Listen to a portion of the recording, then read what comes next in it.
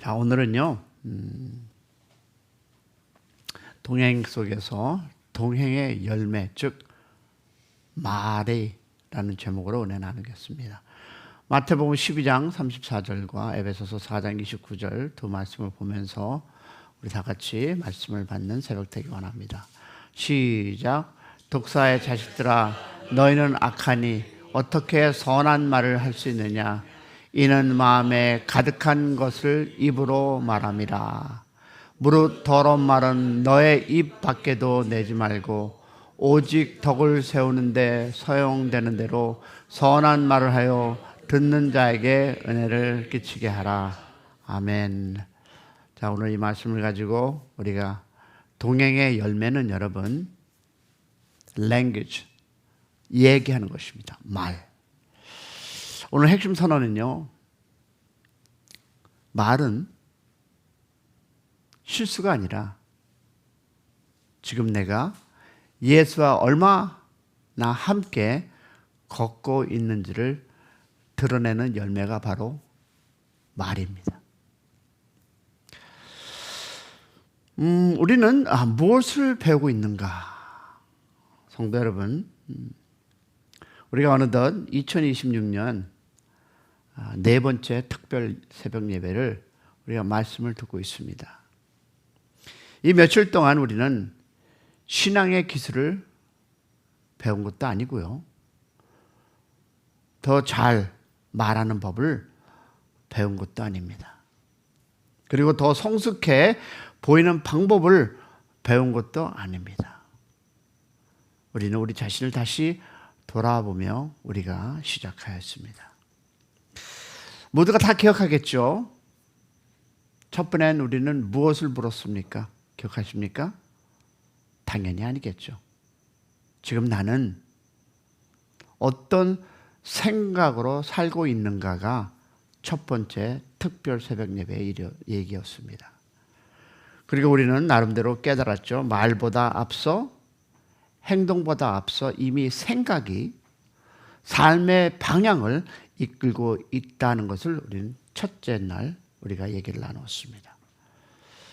자, 두 번째 날은 무엇을 나눴습니까? 두 번째는 우리는 상처 앞에 섰습니다. 상처를 부정하고 있지는 않습니다. 그러나 질문은 분명했습니다. 이 상처를 혼자 해석할 것인가? 예수와 함께 해석할 것인가? 이것을 우리가 두 번째 날에 나누었고요. 그때 우리의 상처의 문제가 아니라 동행의 문제로 보기 시작했습니다. 세 번째 날 우리 무엇을 보았습니까? 세 번째는 판단의 자리에 섰습니다. 판단이 많아졌다는 사실보다 더 중요한 질문은 이것입니다. 언제부터 나는 주님께 묻기보다 혼자 결론을 내리기 시작했는가? 이것이 우리가 세 번째 날에 여러분과 나누었습니다. 그리고 이어지는 얘기는 판단은 성격의 문제가 아니라 예수와의 거리가 멀어졌다는 신호라는 것을 우리는 배웠습니다. 이것이 어저께 얘기입니다. 그럼 오늘 우리는 이 모든 흐름의 끝에서 말 앞에 서 있습니다. 자, 말은 여러분 어디서 옵니까? 이 질문을 여러분에게 던지기 시작하겠습니다. 여러분, 생각이 쌓이고 해석하지 않는 상처가 쌓이고 내가 내린 판단이 쌓이면 그 다음에 무엇이 나올까요? 맞습니다. 말입니다. 모든 것이 우리 인생에 나름대로 생각하고 누구를 보고 내 인생의 걸을 걸어가면서 그 마지막은 이 모든 것이 무엇을 통해서? 여러분의 입을 통해서, 즉 to speak. 자, 그러면 말은 여러분 순간적으로 튀어나오는 것이 아닙니다. 그런 것 같지만 사실은 그동안 우리가 어디에 머물러 있었는지, 누구와 함께 걸어왔는지 가장 솔직하게 드러내는 순간이 바로 speaking out. 모든 것들을 저장하고 내가 모든 것들을 생각하고 내가 모든 것들을 마음에 담아뒀다가 나오는 그것이 무엇이다? 말입니다. It's about the word. 말입니다. 그래서 오늘 저는 여러분과 말 조심합시다 라는 설교를 하는 것은 아닙니다. 오늘의 질문은 이것입니다. 내 말은 지금 예수와 함께 있는 자리에서 나오고 있는가? The questions. My word coming out. 어디서 나오냐는 것입니다. 누구와 함께 있는 자리에서 나오고 있는가라는 것을 여러분과 오늘 분석해 보기 원합니다. 자, 그러면 우리 예수님께서 하신 말씀, 다시 말해서 말보다 마음을 보신 이유를 보겠습니다. 자, 예수님이 이렇게 얘기합니다. 이는 마음에 가득한 것을 어디로? 입으로 말한다라고 합니다. 마음에 가득한 것을 입으로 말한다. 자, 이 말씀은 우리의 말을 혼내기 위한 말씀이 아닙니다. 여러분, 입을 단속하라는 훈계도 아닙니다. 예수님은 말을 정지하지 않으시고 말이 자라난 그 마음의 상태를 진단하셨습니다. 여러분, 예수님은 말 조심하라 라고 말하지 않으셨죠. 그리고 대신 이렇게 말합니다. 내 마음이 지금 무엇으로 가득 차 있는지를 보라는 것입니다. 여러분의 마음은 무엇으로, 여러분의 마음은 무엇으로 지금 가득 차 있습니까? 자, 그렇다면 말은 훈련의 출발점이 아니라 동행의 결과물입니다. 여러분, 우리는 종종 이렇게 말합니다. 뭐라고 얘기합니까? 말부터 고쳐야 신앙이 자란다. 말을 조심해야 제자가 된다. 그래서 신앙이 힘들수록 우리는 스스로에게 더 많은 규칙을 세웁니다. 뭘까요? 아이고, 더 참자. 더 조심하자. 더 신앙인답게 말하자. 그러나 예수님은 그 방향으로 우리를 몰아가지 않으십니다. 말은 훈련의 출발점이 아니라 말은 이미 무언가 오래 진행된 뒤에 나타나는 결과입니다. 다시 말해서 여러분이 어떻게 살아왔는지 지금까지 살아가는 이 과정 속에서 나도 모르게 튀어나오는 말이 뭐다? 말입니다. 누구를 비난했던 것, 누굴 뒤에서 뭐 등등 속닥속닥 했던 것, 이런 것들이 내가 그 사람 때문에 내가 이 말을 뱉어놓은 것이 아니라 내 인생을 살아가면서 이 긴 여정 속에서 내가 항상 했던 행동들이 무엇을 통해서? 말을 통해서 나오고 있는 것입니다. 다시 말하면 말은 이미 무언가 오래 진행된 뒤에 나타나는 결과입니다.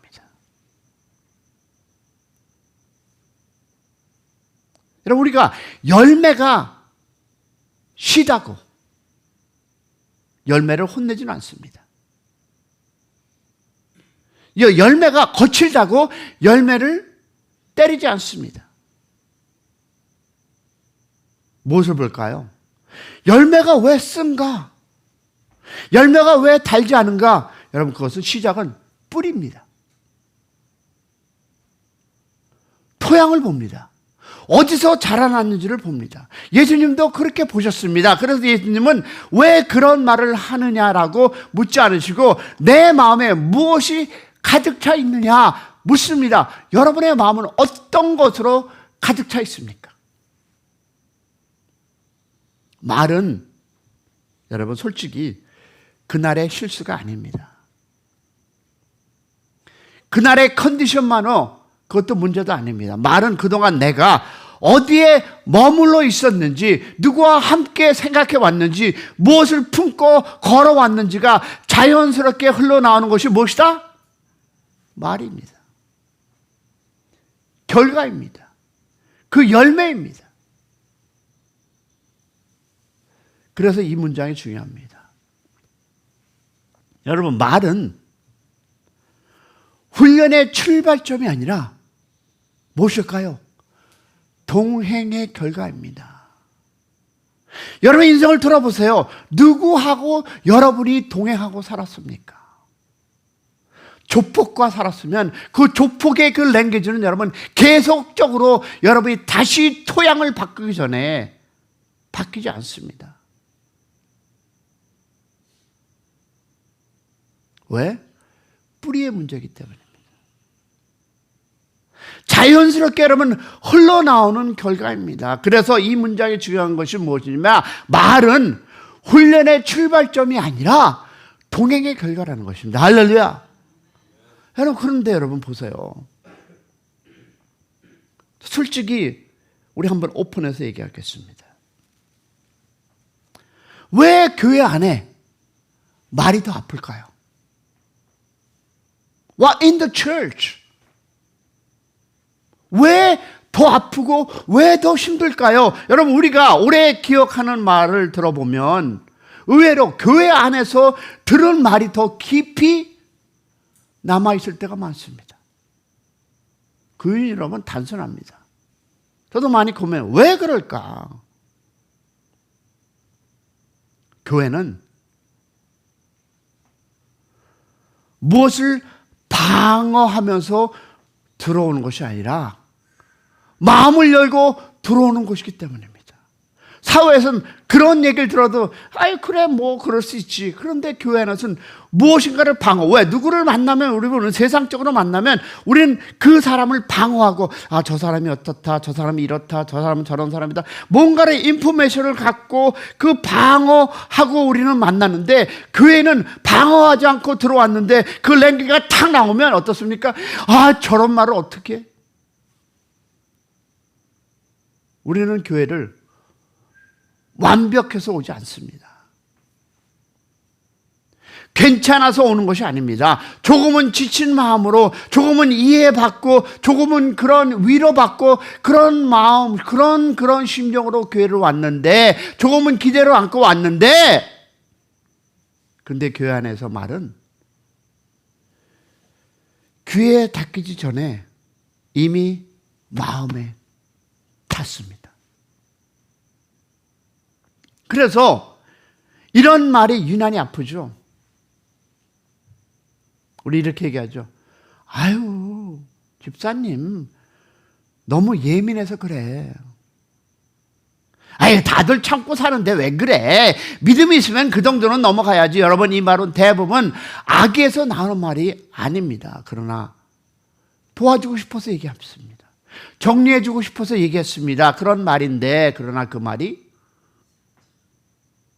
상대를 살리기보다 내가 불편해진 마음을 빨리 정리하려는 말이 될 때 그 말이 무엇이다? 상처가 되는 거예요.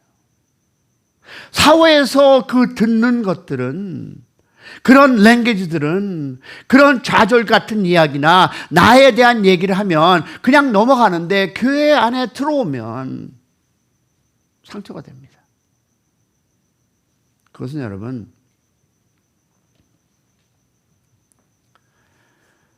예수님은 여러분 죄를 가볍게 여기지 않으셨습니다. 그러나 사람을 무너뜨리려는 말은 하지 않으셨습니다. 들으셨습니까? 그러나 가늠하다 여러분 잡힌 여인에게 예수님은 뭐라고 얘기했습니까? 나도 너를 정죄하지 아니하노니 가서 다시 죄를 범하지 말라라고 얘기합니다.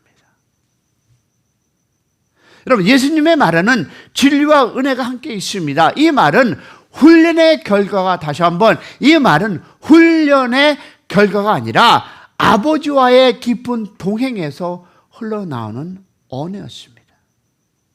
여러분은 어떤 언어를 쓰시고 살아가십니까?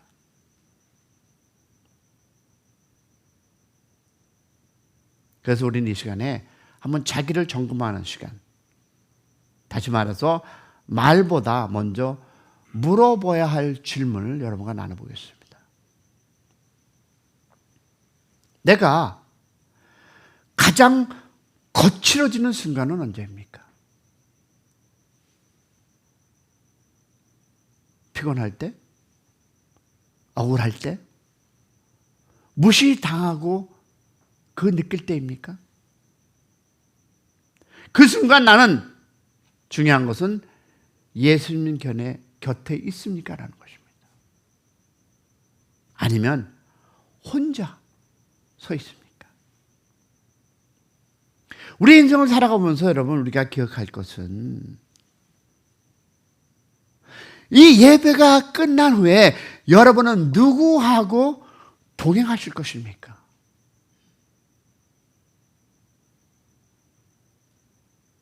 우리가 예배 끝나고 솔직히 우리가 얘기하는 그 랭귀지들이 무엇입니까?